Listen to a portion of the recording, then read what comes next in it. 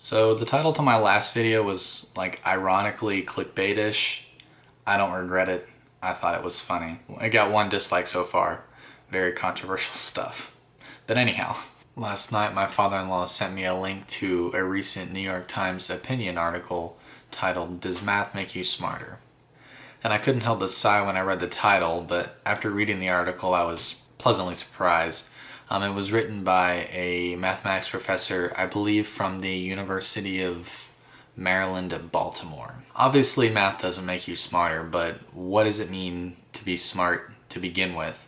I mean, intelligence is a really vague term, and the only thing the people who study intelligence can seem to agree on is the fact that it can apply to a lot of different things, and there are a lot of different kind of subsets of intelligence. So what then? Does studying upper level, really hard math increase your IQ?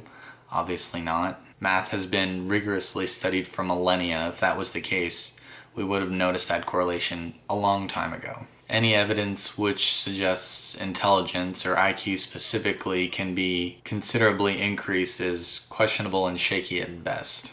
But let's pretend that it was just discovered. That would mean the greatest living mathematical minds, we'll say Andrew Wiles and Grigori Perelman, since they both solved Millennium Prize problems, would be well equipped to finally figure out cold fusion and cure cancer.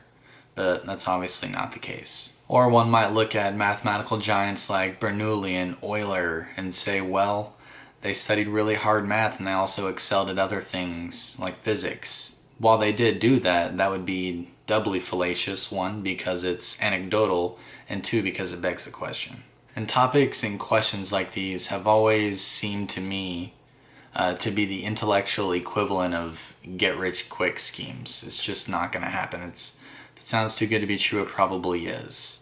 At the very best, studying hard math will just make you good at hard math. But as a really quick side note, I really appreciate and enjoy the fact that given the opportunity to give his unadulterated opinion on something, a mathematician decided instead to present a question and then proceed to give critical and supporting points for it. That really butters my toast. But I just wanted to share my opinion about that. I'm kind of surprised that I didn't think to make a video about this question a while back, but here it is, better late than never. But thanks for watching. We'll see you next time.